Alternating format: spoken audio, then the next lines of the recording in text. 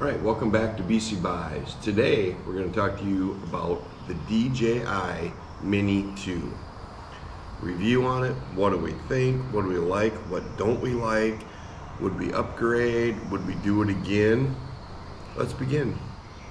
On our YouTube channel, 3 Suitcases, rarely, out of the over 100 videos that we shot, rarely do we go places without taking this with us. This thing gets amazing footage. You can take 30 frames per second in 4K, 60 frames per second if you go on to 1080i. It's got so many features. I'm not going to cover all of those on here because we have a link down below. You can click on that to get more information. If you want to purchase one, if you want more information, you can certainly get all that. Let me tell you what we think about it, what we bought, how we bought it, and why I love this thing.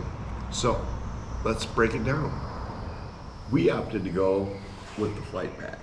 You can buy the basic model, which is just the drone and the controller. When you get the flight pack, does it cost a bit more? Of course it does. But you have a nice carrying case. This thing fits over the shoulder, works really good.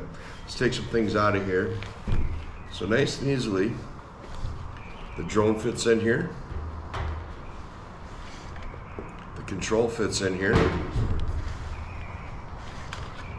And the 3-compartment battery pack fits in here. If you just get the base model, you just get the controller and the drone and one battery that fits in there, and you plug it in, you charge it right with there. This way I have 3 different batteries, so if your flight time is done on one battery, you can certainly just change it out. The other nice thing with this, if your cell phone is dying, you can charge your cell phone right from the batteries. Pretty slick because we tend to run out of battery.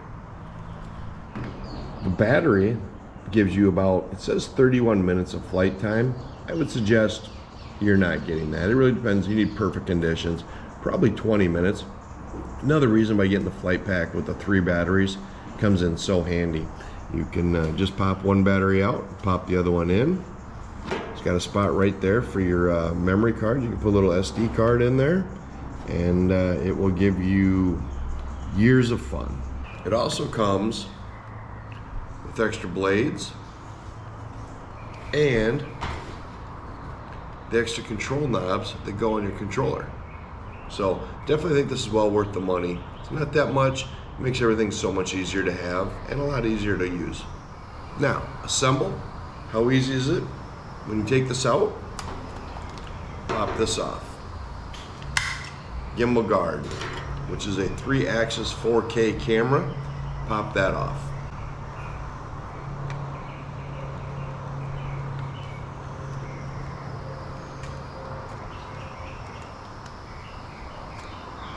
Turn on our drone.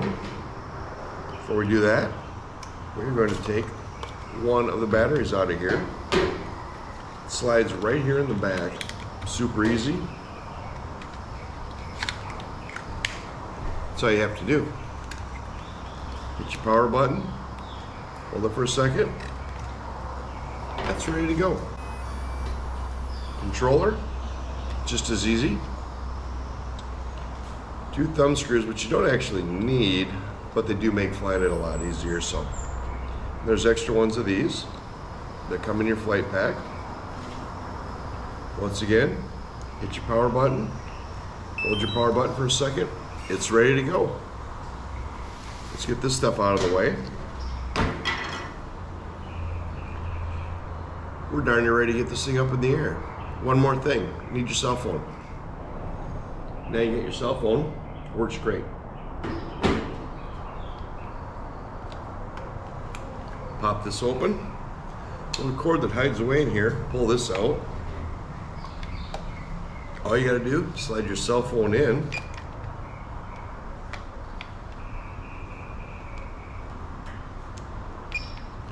This cord plugs into your cell phone. Start my DJI app. Right there, very first thing it has, go fly. I'm gonna hit my go fly button. We're pretty much ready to take this thing off. Before we do that, let's talk about a couple things. I love, love, love my DJI Mini 2. Let's get that out of the way. It weighs 249 grams. What does that mean? Well, most places have a 250 gram limit. If it weighs more than that, you have to get it registered. DJI got around that by making their DJI Mini 2 249 grams. Now, I'm not a lawyer, so wherever you are, make sure you check local regulations. One of the cons of having this is there are a lot of places where it's restricted. You can't fly it over large crowds. You can't fly it over any critical infrastructure.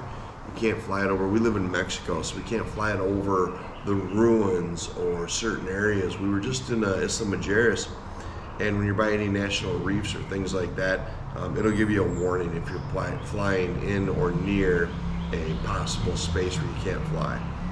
And as people screw around and do things they shouldn't do, there's more and more places that are becoming that way. But basically be smart, public areas, things you want to see. Don't be doing nefarious things, trying to check out your neighbors, and you're good to go. The OcuSync 2 technology that this has in such a small, light drone is amazing, because you can get some of the cheaper ones that either just line of sight or they have the Wi-Fi. But if you're in an area, especially down here in Mexico, there's places you can't get Wi-Fi, or you're out of that range. And even in the States or Canada, a lot of the shots you're going to get are going to be out in the country, things like that. Or maybe you're not getting really good cell phone reception, so your Wi-Fi may not be that great. But the OcuSync 2 kind of takes care of that. There's a return to home button on here. It has so many amazing features in the 4K camera. Check out some of the videos and the pictures we show you. is pretty stunning actually for something this size. The other con that I don't really like about it, and it's just something to be said unless you want to start spending several hundred more or thousands of dollars more, the only other thing it doesn't have that I wish it did was the avoidance system. So if you fly too close to, say, a cell phone tower and there's a guide wire coming down, this will not be able to read it and scan it. So I like to keep visual on it whenever I can, or at least know if I'm straight up in the air. It does have lists on here of how far you can go in your area, things like that. But this thing has a range of 10 kilometers, over 6 miles. I don't fly it out that far, just because I'm always a little nervous about not being that great and losing it for some unknown reason. So I try to keep visual contact with it as much as possible.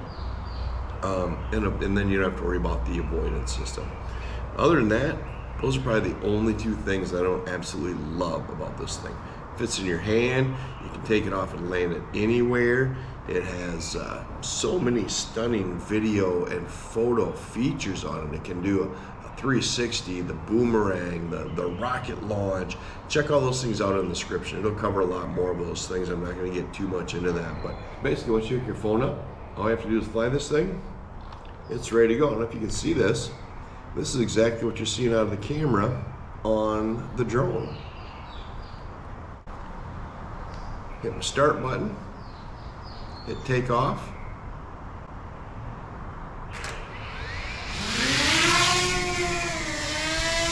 I am inside on a covered porch. It's so easy this thing is to go. Up, down, pretty simple. I'm right here under a closed patio, and still I have no problem taking it off right here from my house. Fly her out. I got it in cinematic mode right now. There's normal and sport. Sport you can go a lot faster, but it gets pretty jerky and stuff. So I like leaving it in cinematic mode. Gives you a much better view, much better presence, and you can do anything you want. I'm gonna turn it around slowly.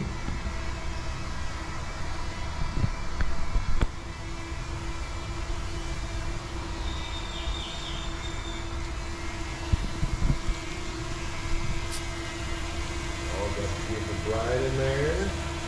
And now,